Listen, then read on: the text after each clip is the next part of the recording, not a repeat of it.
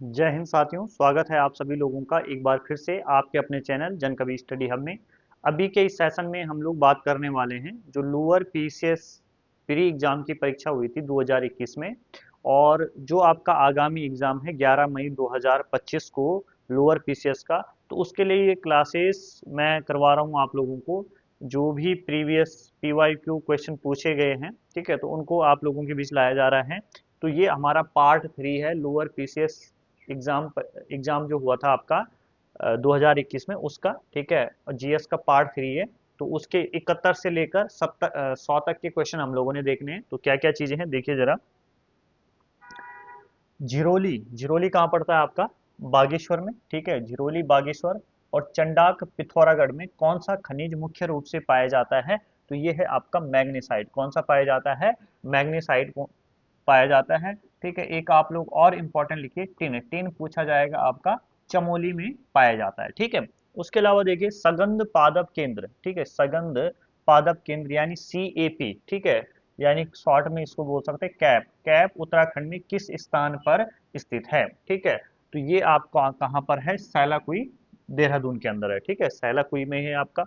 उसके अलावा अगला क्वेश्चन देखिए, जनगणना 2011 के अनुसार उत्तराखंड के किस जनपद में महिला साक्षरता न्यूनतम थी? तो ये कौन सा है आपका?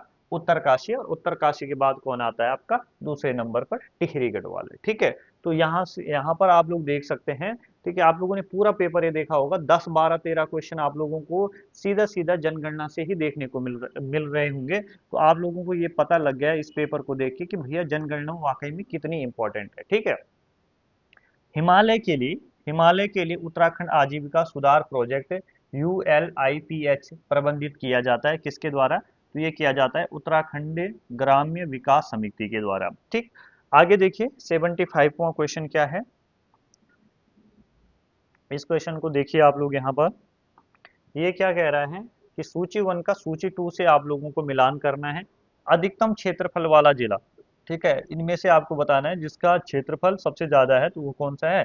उत्तरकाशी। न्यूनतम क्षेत्रफल वाला जिला, तो ये हो गया आपका चंपावत। अधिकतम जनसंख्या वाला जिला, ठीक है, अधिकतम जनसंख्या वाला जिला कौन सा है? तो हरिद्वार है। अधिकतम साक्षरता वाला जिला देहरादून। ठीक है, तो जो यहाँ पर बैठ रहा होगा उसको आप लोग मिलान कर लीजिए। जैसे ए का 3, ठीक है, यानी कि या हो तो ये होगा या ये होगा। बी का 4, ठीक है, तो यानी कि ये आपका ऑप्शन 75 का सी यहाँ पर सही हो जाएगा। निम्नलिखित में से कौन सी मद उत्तराखंड राज्य सकल घरेलू उत्पाद के आकलन में 2019-20 के दौरान प्राथमिक क्षेत्र में सम्मिलित नहीं है?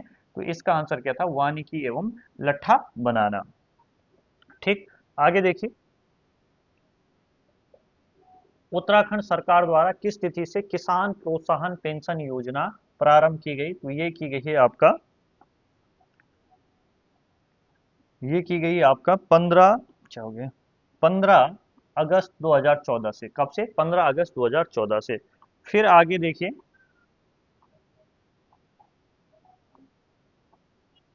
ठीक, आगे कोई क्वेश्चन है, ठीक है, बायोलॉजी और फिजिक्स केमिस्ट्री मिला के भी 3 4 क्वेश्चन आपसे पूछ लिए जाते हैं। ठीक है, तो उसके लिए भी आप लोगों को तैयार है ना। जो लोग टास्क में हैं, जो आप लोग हमारे कोर्स में हैं इसके, तो वो लोग देख सकते हैं कि उनको बायोलॉजी के फिजिक्स के उसके भी टास्क दिए जा रहे हैं एक एक दो दो दिन। तो यहाँ पर देखिए फेरोमोन्स उदाहरण है। तो फेरोमोन्स उदाहरण है बाह्य हार्मोन्स के, ठीक है, बाह्य हार्मोन्स के उदाहरण है। आइसोटोनिक घोलों में समान होते हैं तो क्या होते हैं? प्रासरण दाब आपका यहाँ पर समान होता है।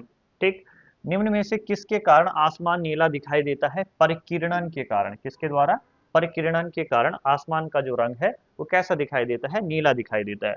प्रथम ट्रांसजेनिक जंतु कौन है? प्रथम ट्रांसजेनिक जंतु कौन है? तो डॉली है भाई। कौन है? डॉली है। निम्नलिखित में से कौन एक वाष्पशील कार्बनिक यौगिक नहीं है? तो वो HCl नहीं है, हाइड्रोक्लोरिक अम्ल नहीं है। ठीक, आगे देखिए, निम्नलिखित में से कौन एक ऑपरेटिंग सिस्टम नहीं है? ठीक है, तो जावा नहीं है। जावा क्या है? आपकी एक लैंग्वेज है। ठीक है, जावा क्या है? एक लैंग्वेज है। आगे देखिए, डायोड का डायोड का उपयोग किया जाता है तो प्रत्यावर्ती धारा को एक दिश धारा बदलने में। ठीक है, उसके अलावा निम्नलिखित में से कौन एक सल्फर डाइऑक्साइड प्रदूषण का सर्वोत्तम सूचक है? तो ये कौन है आपका? सेवाक या लाइकेन्स। यूरिक यूरिक अम्ल नामक नत्रजनीय अपशिष्ट उत्सर्जित किया जाता है किसके द्वारा? पक्षी तथा छिपकली दोनों के द्वारा। आगे देखिए, प्रसिद्ध समाचार पत्र इंडियन ओपिनियन किसके द्वारा प्रारंभ किया गया था? तो ये गया था मोहनदास करमचंद गांधी के द्वारा। ठीक है, ये ध्यान रखना। चलिए, यानी कि महात्मा गांधी। आगे देखिए, शिक्षा की वर्धा योजना, ठीक, किसके द्वारा प्रस्तावित की गई है? तो ये आपका महात्मा गांधी जी के द्वारा। आगे देखिए, एक अनावृत बीजी की पत्ती में 16 गुणसूत्र है, इसके भ्रूण पोष में कितने गुणसूत्र होंगे? ठीक है, तो ये होते हैं 8।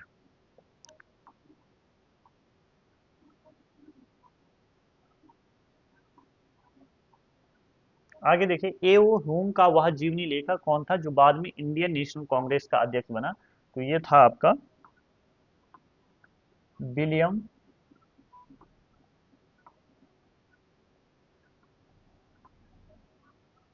William badder burn. ठीक है, तीन कठीय अनुबंध किस आंदोलन से संबंधित था? तो ये था आपका चंपारण सत्याग्रह से। 16वें प्रवासी भारतीय दिवस की थीम क्या थी? तो ये थी आत्मनिर्भर भारत में योगदान। ठीक है, और जो अब है, जो 18वां हुआ है आपका 25 में, वो हुआ है भुवनेश्वर के अंदर। ठीक है, भुवनेश्वर उड़ीसा के अंदर पड़ता है। ठीक है, उड़ीसा के भुवनेश्वर शहर में हुआ है।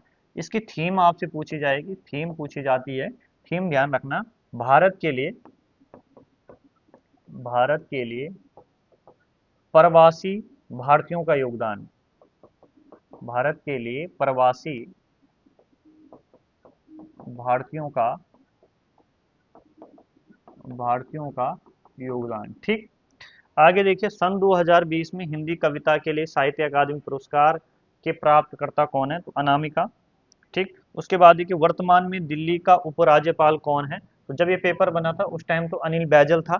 ठीक है, लेकिन अभी की अगर हम बात करेंगे, उपराज्यपाल कौन है वर्तमान में? तो है विनय कुमार सक्सेना, विनय कुमार सक्सेना। ठीक, चलिए, 95वां क्वेश्चन क्या है? 2020-21 के लिए फिक्की का नया अध्यक्ष किसे चुना गया? तो उस टाइम तो विजय उदय शंकर थे भाई। ठीक है, और अभी की बात करेंगे, श्री हर्षवर्धन अग्रवाल। हाँ, इनको थोड़ा सा आप लोग अटेम्प्ट ओ नोट डाउन करते रहना। ठीक है, निम्नलिखित में से कौन से खिलाड़ी ने टोक्यो पैरा ओलंपिक्स में एथलेटिक्स में स्वर्ण पदक जीता? सुमित आदिल है। ठीक है, 108वें भारतीय विज्ञान कांग्रेस का आयोजन 2022 में होगा। तो ये तो होना तो वैसे वहां पर पुणे में था, लेकिन हुआ नहीं। कहाँ पर हुआ? नागपुर में हुआ ये। ठीक है, नागपुर करना है इसका। नोबेल शांति पुरस्कार 2021 के विजेता किस देश से संबंधित है? तो ये फिलीपींस और रूस से है। तो इससे आप लोगों को पता लग जाता है कि देखो करंट के कौन कौन से टॉपिक पूछे जा रहे हैं। नोबेल पुरस्कार से इस बार भी प्रश्न आएगा, देखने को मिलेगा आपको। ठीक है, कर लेना उसको। अंतर्राष्ट्रीय बालिका दिवस मनाने के लिए आयोजित एक दिन के लिए उच्च आयुक्त प्रतियोगिता की 5वीं विजेता कौन है? तो ये चैतन्य वेंकट स्वरन है। ठीक है, भारत में विद्युत तार का जनक किसे माना जाता है? ठीक है, तो इस क्वेश्चन को थोड़ा सा ऊपर करेंगे तो फिर दिख जाएगा आपको ये। तो वो है आपके लॉर्ड डलहौजी। ठीक है, लॉर्ड डलहौजी। अच्छा, अब इसके बाद क्या होगा भाई? ठीक, ये चीज ध्यान रखना आप लोग। इसके बाद 50 क्वेश्चन और हैं इसी पेपर में, रीजनिंग मैथ्स के। ठीक, तो उनको मैं आप लोगों के बीच करवाऊंगा यहाँ पर। ठीक है, उनको मैं आप लोगों के बीच यहाँ पर करवाऊंगा। ठीक है, तो आप लोग अच्छे से उनको देखना। ठीक है, तो रीजनिंग मैथ के अभी क्या है, 50 क्वेश्चन है। ठीक है, तो उनको जो कल की क्लास होगी हमारी या नेक्स्ट सेशन जो भी होगा, तो उसमें 25-25 करके हम लोग इस तरीके से उन क्वेश्चंस को करवा देंगे।